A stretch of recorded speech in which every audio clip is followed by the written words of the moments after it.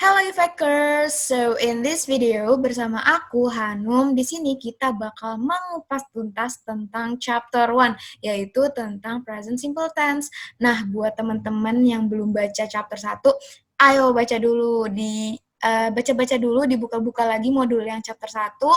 At least jangan kopong-kopong banget lah ya pas nonton video ini biar kalian tuh makin paham gitu. Nah, buat teman-teman yang udah baca, bagus banget, semoga kalian itu makin paham tentang apa itu present simple atau tentang chapter 1. Oke, lanjut aja lah ya. Lanjut. When do we use present simple? Kapan kita menggunakan present simple? Yang pertama, present simple itu digunakan untuk kalimat yang bersifat habits and routines atau kebiasaan dan rutinitas. Biasanya kalimat ini ditandai dengan kata always, sometimes, never, every day, every year, seldom, often, dan lain-lain. Contohnya, yang pertama, I always try the street food wherever I go. Aku selalu mencoba street food dimanapun aku pergi. Kemanapun aku pergi. Di sini ada kata always, berarti kalimat ini merupakan present simple. Yang kedua, I come here every year. Aku datang ke sini setiap tahun. Karena itu rutinitas kan ya, setiap tahun, every year. Berarti kalimat ini merupakan kalimat present simple, kayak gitu. Terus yang kedua, present simple itu digunakan untuk sesuatu yang permanen atau nyata dalam waktu yang lama. Contoh yang pertama, I live in London, atau juga bisa juga I live in Purwokerto gitu. Itu kan kayak permanen ya, kayak kamu tinggal di situ secara permanen. Nah, kalau kayak gitu, berarti kita menggunakan present simple untuk kalimat tersebut. Terus contoh yang kedua, people still eat a lot of street food in Indonesia. Orang-orang masih makan street food di Indonesia gitu kan. Nah, kalau kayak gini kan kayak orang-orang masih ya sampai sekarang kayak masih suka makan makan makanan street food gitu di Indonesia. Nah, itu tuh dan itu emang beneran fakta dan nggak tahu sampai kapan gitu. Nah, kalau kayak gitu itu kan fakta, berarti itu menggunakan present simple.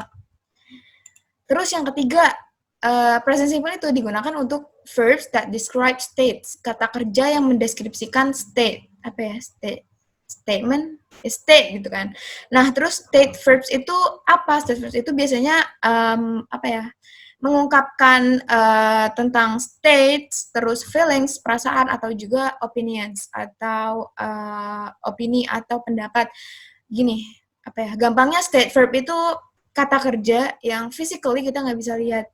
Misal kayak di sini, yang contoh yang pertama, if you want to make the perfect burrito, start with freshly made flour tortilla. Want di sini adalah state verbs. Kenapa? Karena kita nggak tahu orang tersebut tuh lagi ingin atau enggak, kecuali kalau dia ngomong kalau dia tuh emang lagi pengen gitu kan. Kita nggak tahu kata kerja yang sebenarnya dari want itu seperti apa gitu. Terus yang kedua, the country's capital has got some fantastic street food. Nah, di sini pasti ada beberapa kalian yang bingung, kok has got masuknya tuh present simple. Oke, jadi tuh has got itu kayak British versionnya dari have. Jadi kalau misalnya American accent atau accent yang lainnya biasanya tuh menggunakan have aja dibandingkan dengan have got. Tapi kalau di British biasanya mereka pakai have got dan mereka mengklasifikasikan have got itu sebagai present simple. Misalnya gini, contoh kalimat lainnya, I have got a dog, I have got a cat, I have got a book gitu kan. I have got a book, aku punya buku. Tapi kalau di American accent itu biasanya mereka cuma bilang I have a book, aku punya buku. Tapi kalau di British people biasanya mereka ngomongnya tuh I have got a book, kayak gitu. Jadi kalau di sini bisa disimpulin bahwa kalimat ini ada state verb. Nah, state verb itu harus menggunakan present simple, kayak gitu. Lanjut. Bagaimana formulanya atau rumusnya? Oke. Kalau bentuk kan jadi ada 3 bentuk ya, ada yang affirmative, negatif, and juga interrogative. Kalau yang positif itu rumusnya gimana? Yaitu subject plus base form atau verb 1 terus ditambah s atau is untuk subjek-subjek tertentu, ditambah rest of the sentence. Nah, jadi kalau misalnya ini nih, subjeknya he or she or it, itu verbnya ditambahin s atau is. Sedangkan kalau subjeknya itu I, you, we, they, atau plural form lainnya, itu verb satunya nggak usah diapa-apain. Jadi kayak benar-benar verb satu doang, kayak gitu. Misalnya, apa ya, I study every day gitu. I study every day. Berarti kan subjeknya I. Berarti verbnya tuh nggak usah ditambah S atau IS. Jadi benar-benar pure verb satu, study. Lain halnya dengan misalnya pakai he. He studies English every day. Karena subjeknya he, berarti verbnya itu harus ditambah S atau IS. Jadi studies. STUDIES gitu. Terus abis itu bentuk yang negatif gimana? Kalau aku bentuk yang negatif berarti subject ditambah do not or does not ditambah base form atau verb satu ditambah rest of the sentence. Nah, kalau yang he or she or it atau singular pronoun itu pakainya does not. Misalnya he does not study English gitu.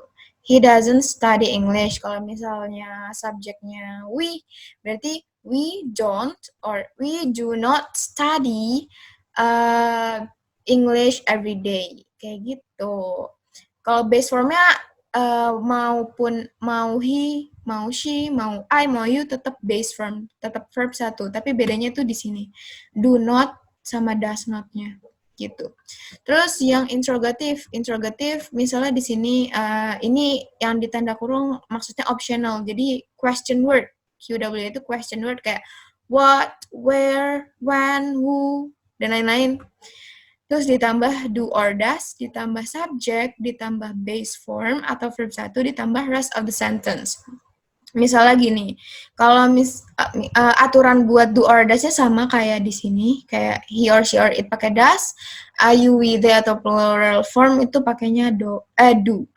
Terus contohnya gini, where do you go yesterday? Where do you go gitu. Kayak berarti kan subjeknya you. Berarti kalau subjeknya you berarti apanya? Auxiliary-nya tuh pakai do. Kalau misalnya he, berarti where does she go? Gitu. Berarti pakai does gitu. Oh ya, kalau dari aku sih sebenarnya rumus-rumus bahasa Inggris kayak tenses itu subject terus ini tuh sebenarnya nggak usah dihafalin. Kayak kalian tuh cuma butuh terbiasa aja sama bahasa Inggris. Aku juga kalau misalnya disuruh buat rumus tenses, misalnya disuruh buat rumus present simple segala macam, ya aku tuh mikirnya ya dari contohnya dulu, aku ngebuat contoh kalimatnya, terus baru deh aku bikin rumus sendiri, kayak gitu. Itu sebenarnya saran dari aku aja sih, karena kalau misalnya ngafalin rumus, ya emang rada susah dan masa kamu mau ngafalin 16-16-nya ya nggak sih? Makanya kalau menurutku kalian banyak-banyak latihan aja. Segitu aja dari aku. Thank you for watching. Bye-bye!